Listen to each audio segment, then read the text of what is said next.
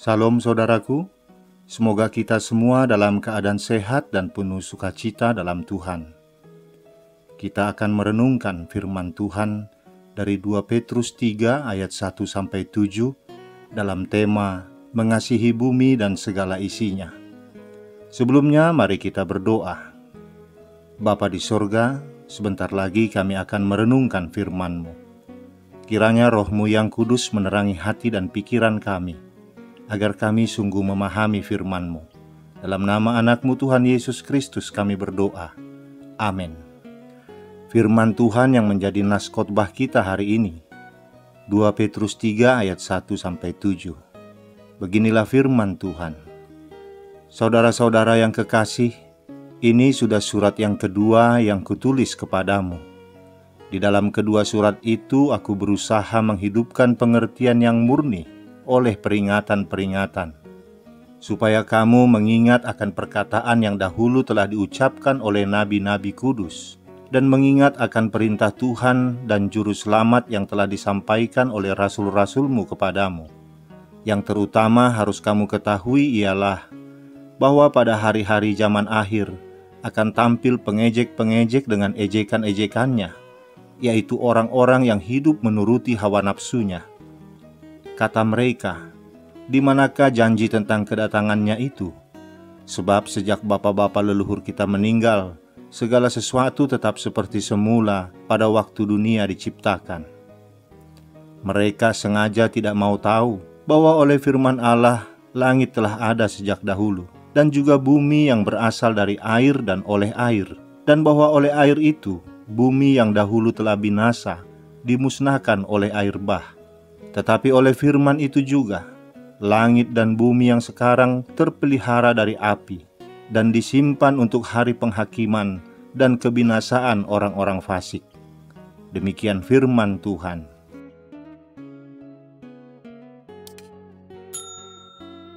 Saudaraku, banyak orang yang mengatakan menunggu adalah pekerjaan yang paling membosankan. Sebenarnya menunggu itu tidak selalu membosankan. Tergantung bagaimana sikap hati kita saat menunggu. Saya teringat betapa senangnya hati saya saat menantikan kunjungan orang yang saya kasihi. Kegiatan membersihkan rumah dan menyiapkan makanan, walaupun melelahkan, terasa sangat menyenangkan, karena dilakukan sambil terus membayangkan kedatangannya. Melakukan sesuatu saat menunggu orang yang kita kasihi tidaklah membebani. Tentunya orang yang menunggu sesuatu yang tidak jelas akan lebih merasa gelisah, bukan karena lamanya waktu, melainkan karena dia tidak mendapat kepastian. Semua orang Kristen saat ini sedang dalam status menunggu, akan tetapi kita tidak merasa gelisah, karena kita menunggu sesuatu yang jelas, yaitu menunggu kedatangan Tuhan Yesus yang kedua kali. Saudaraku, surat 2 Petrus ini mengingatkan kita kepada janji kedatangan Tuhan yang kedua, yang dinamakan dengan parousia. Kapankah kedatangan Tuhan yang disebut dengan parousia itu? Konsep waktu Tuhan berbeda dengan manusia. Dalam ayat 8 dikatakan, di mata Tuhan, 1000 tahun sama dengan 1 hari, dan 1 hari sama dengan 1000 tahun. Karenanya mengenai waktu kapan kedatangan Tuhan itu, merupakan otoritas Allah Bapa semata. Dalam Matius 24 ayat 36, Tuhan Yesus berkata, "Tetapi tentang hari dan saat itu, tidak seorang pun yang tahu, malaikat-malaikat di sorga tidak, dan anak pun tidak, hanya Bapa sendiri." Hanya Allah Bapa yang tahu kapan Tuhan Yesus akan datang, tetapi pasti Ia akan datang. Allah hanya memberikan tanda-tanda kedatangannya, antara lain bencana alam, dan tampilnya para penyesat atau nabi-nabi palsu. Tetapi pesan yang penting dalam surat ini adalah agar kita menunggu kedatangan Tuhan itu dengan sabar, setia, dan tekun. Para penyesat mengolok-olok pengharapan orang percaya tentang kedatangan Tuhan untuk menghakimi dunia ini. Bagi para penyesat itu, janji Allah adalah omong kosong. Di manakah janji tentang kedatangannya itu? Sebab sejak bapa-bapa leluhur kita meninggal, segala sesuatu tetap seperti semula pada waktu dunia diciptakan. Mereka sebenarnya sudah tahu bahwa hari Tuhan itu ada. Namun karena tak kunjung datang, maka mereka tidak lagi percaya akan hari Tuhan. Sebab jauh sebelum mereka lahir, tentang hari Tuhan sudah diberitakan oleh para nabi. Namun waktu berlalu, banyak orang jahat yang tidak mengalami kutuk Allah. Jadi untuk apa percaya kepada akhir zaman? Dengan sikap yang arogan seperti itu, mereka meneruskan hidup dalam kesesatan dan terus menyesatkan orang lain. Mereka lupa bahwa dulu Allah pernah menghukum dunia ini dengan air bah. Tidak ada orang berdosa yang luput dari kuasa dan keadilan Allah. Apa yang pernah Ia lakukan, suatu hari kelak akan Ia lakukan lagi dengan jauh lebih dahsyat. Gambaran kedatangan Tuhan itu juga digambarkan seperti kedatangan pencuri. Waktunya kita tidak tahu, karena Tuhan tidak memberitahukannya. Pada hari kedatangan Tuhan, langit akan lenyap, bumi dan segala yang ada di atasnya akan hilang dan lenyap. Lalu, apakah yang harus dilakukan oleh orang yang beriman kepada Tuhan? Dalam ayat 11 dan 14, Rasul Petrus mengatakan, "Kamu harus berusaha hidup suci dalam kesalehan, supaya kedapatan tak bercacat dan tak bernoda di hadapan Allah." Saudaraku, walaupun banyak orang beranggapan bahwa Tuhan itu lupa atau lalai memenuhi janjinya, tapi sebenarnya Tuhan itu sabar terhadap manusia. Ia tidak menghendaki semuanya binasa. Ia ingin setiap orang bertobat dan selamat. Manusia diberi waktu dan kesempatan untuk mengevaluasi dirinya, lalu bertobat dari kelakuannya yang jahat. Itulah tujuan Rasul Petrus menyampaikan surat ini, agar orang percaya dengan tekun mengejar kesalehan dan pengenalan yang benar akan Kristus. Selain itu, Rasul Petrus juga ingin menolak dan menentang tindakan para nabi palsu di kalangan gereja Asia Kecil saat itu, yang mencoba meruntuhkan kebenaran Injil. Rasul Petrus menasihatkan agar orang percaya senantiasa waspada, supaya mereka tidak terseret ke dalam kesesatan orang-orang yang tidak mengenal Allah. Petrus ingin agar mereka bertumbuh dalam kasih karunia dan pengenalan yang benar akan Tuhan dan Juru Selamat, Yesus Kristus. Khusus dalam pasal 3 ini, Rasul Petrus menentang keraguan para nabi palsu akan kedatangan Kristus yang kedua kalinya, dan memastikan bahwa Yesus akan datang untuk kedua kalinya untuk mengadakan penghakiman kepada segenap umat manusia. Saudaraku, kita sedang berada dalam masa penantian datangnya hari Tuhan. Kita harus terus mengingatnya dan menata hidup untuk hari Tuhan itu. Kesadaran akan hari Tuhan akan menentukan cara atau pola hidup kita. Artinya, keyakinan seseorang mengenai kedatangan Kristus akan menentukan cara hidupnya. Jika manusia memiliki pengharapan yang hidup, maka mereka akan menjalani kehidupan yang kudus, apapun konsekuensinya. Itulah sebabnya Rasul Petrus dengan penuh kesungguhan menasihatkan betapa suci dan salehnya kamu harus hidup.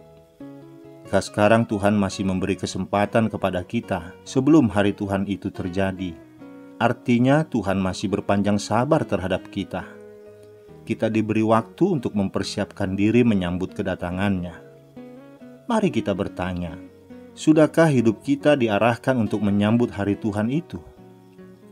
Apakah kita sudah menggunakan waktu dengan baik untuk mempersiapkan diri menyambut kedatangan Yesus kedua kali? Berkaitan dengan tema khotbah ini, mengasihi bumi dan segala isinya, salah satu pertobatan yang Allah harapkan kita lakukan adalah kembali kepada tugas tanggung jawab kita untuk memelihara bumi ciptaannya. Ketika Allah menciptakan manusia, berfirmanlah Allah, "Baiklah kita menjadikan manusia menurut gambar dan rupa kita, supaya mereka berkuasa atas ikan-ikan di laut dan burung-burung di udara, dan atas ternak, dan atas seluruh bumi, dan atas segala binatang melata yang merayap di bumi." Itu dapat kita baca dalam Kejadian 1 ayat 26. Dan tugas ini semakin dipertegas lagi dalam ayat 28. Allah memberkati mereka, lalu Allah berfirman kepada mereka, "Beranak cuculah dan bertambah banyak, penuhilah bumi dan taklukkanlah itu. Berkuasalah atas ikan-ikan di laut dan burung-burung di udara, dan atas segala binatang yang merayap di bumi." bukan cuma berkuasa, tapi juga dikatakan taklukkan. Itu panggilan buat kita. Pesan Tuhan ini penting, tetapi sayangnya apa yang kita lakukan justru bertolak belakang dari apa yang menjadi panggilan bagi kita sesungguhnya. Begitu banyak orang yang menyalahartikan menaklukkan dan menguasai ini. Mereka mengira bahwa menguasai berarti mempergunakan segala sesuatu untuk kepentingan diri sendiri seenak hati, tanpa mempedulikan dampak yang ditimbulkan. Kata berkuasa dan menaklukkan diartikan sebagai menghabiskan tanpa tanggung jawab, padahal seharusnya tidak seperti itu. Seharusnya menguasai dan menaklukkan ini berkaitan erat dengan tanggung jawab untuk menjaga dan melestarikan apa yang telah dititipkan Allah kepada kita. Bukankah Allah sudah berkata bahwa segala yang diciptakannya itu baik adanya? Semua yang ada di muka bumi ini adalah milik Allah, dan kepada kita diberi otoritas untuk menguasainya. Seperti yang kita baca dalam Kejadian 1 ayat 26 dan ayat 28 tadi. Artinya, Tuhan memberi otoritas kepada kita untuk menentukan bagaimana masa depan bumi ini kelak. Apakah menjadi semakin hancur atau tetap indah seperti yang diinginkan Allah ketika Dia menciptakannya sejak awal. Saudaraku, ada seorang pria Prancis yang sudah tua. Istrinya telah meninggal, begitu juga dengan putra tunggalnya. Kalau begitu, apa arti hidup baginya? Dia meninggalkan ladangnya di suatu lembah yang subur dan membawa seekor dombanya, lalu pergi ke daerah yang sepi di Kevenen. Dia pikir di sana dia akan mampu melupakan masa lalu. Di daerah itu terlihat sisa reruntuhan dari 5 desa. Penduduknya sudah menyingkir dari sana. Pria itu melihat-lihat daerah sekitarnya dan menyimpulkan bahwa seluruh daerah itu akan menjadi gurun bila tidak ada pohon yang tumbuh di sana. Jadi, di saat dia mengembalakan dombanya, dia membawa satu tas kecil dan mengumpulkan biji pohon oak yang ditemukannya di sepanjang jalan. Kemudian dia memilih biji-biji itu dan hanya menyimpan yang baik saja. Biji-biji tersebut direndamnya dalam seember air pada malam hari. Setelah itu, pada hari-hari berikutnya, dia menusukkan tongkat besi di tanah dan memasukkan biji pohon oak itu ke dalam lubang yang dibuatnya. Dalam waktu 3 tahun, dia telah menanamkan 100.000 biji pohon oak. Dia berharap bahwa 10.000 pohon oak akan tumbuh. Dia juga berharap agar Tuhan memberikan dia waktu hidup beberapa tahun lagi, sehingga dia bisa meneruskan pekerjaan ini. Ketika dia meninggal pada tahun 1947, dalam usia 89 tahun, dia sudah berjasa menumbuhkan salah satu hutan yang paling indah di Perancis. Di 3 tempat berdiri pohon-pohon oak sepanjang 11 km dan selebar 3 km. Apa yang terjadi sebagai hasil dari pertumbuhan hutan itu? Ribuan akar pohon itu sekarang menampung air hujan dan menyerapnya. Dan sekarang juga ada aliran air di sana. Rumput dan bunga tumbuh lagi. Burung-burung sudah kembali. Kehidupan di daerah itu juga telah berubah. Orang-orang sudah kembali lagi ke desanya dan membangun rumah yang bagus dan mencat rumah-rumah itu. Setiap orang yang kembali berbahagia. Mereka menikmati hidup mereka dan menyelenggarakan berbagai pesta di sana. Anehnya, tak ada seorang pun yang tahu kepada siapa mereka harus berterima kasih atas perubahan udara dan suasana di daerah itu. Saudaraku, alangkah keterlaluannya kita merusak apa yang diciptakan dengan baik oleh Allah. Padahal kita sejak awal sudah dipanggil untuk menguasai dan menaklukkan bumi beserta isinya. Artinya, menjaga kelestarian, keindahan, dan kesinambungan hidup segala makhluk hidup. Kita diciptakan bukan untuk merusak dan mencemarkan lingkungan, tetapi melakukan segala sesuatu yang kudus, yang berkenan di mata Tuhan. Menghancurkan lingkungan dan merusak bumi jelas tidak termasuk di dalamnya. Kerusakan memang telah terjadi dan butuh bertahun-tahun untuk memperbaikinya. Itu pun jika seluruh manusia di bumi ini mau bersatu secara kompak untuk memulai melakukan hal itu. Tetapi ingatlah bahwa meski kita hanya sebagian kecil dari komunitas di bumi ini, kita tetap bisa mulai melakukan sesuatu. Mungkin dari halaman kita, dari lingkungan kita. Dan biarlah itu menjadi awal dari sebuah gerakan kepedulian lingkungan yang akan terus meluas. Salah satu panggilan Allah yang penting adalah untuk menguasai dan menaklukkan bumi beserta isinya, menjaga kelestarian dan keindahannya, agar kelak bisa dinikmati oleh anak cucu kita. Saudaraku, hari Tuhan pasti dahsyat dan mengerikan bagi orang yang tidak mau bertobat. Rasul Petrus mengingatkan bahwa penghakiman Allah akan menghanguskan semua kenajisan dan dosa. Hal itu berarti orang percaya tidak boleh hidup sembarangan, main-main dengan dosa. Kita harus senantiasa menjaga hidup kita kudus dan tak bercacat. Bila Tuhan Yesus telah kembali, kita akan menikmati persekutuan kekal dengan Dia. Kita diingatkan untuk memperhatikan sungguh-sungguh bagaimana kita hidup. Sebab cara hidup kita di dunia ini akan menentukan tempat kita di alam baka. Di alam baka nanti hanya ada dua tempat, yaitu sorga atau neraka, hidup kekal atau binasa kekal. Pilihan itu ada di tangan kita masing-masing. Untuk mencapai sorga haruslah melalui satu jalan, yaitu bertobat dan menerima Yesus Kristus sebagai Tuhan dan Juru Selamat. Sebab Dialah satu-satunya jalan menuju rumah Bapa.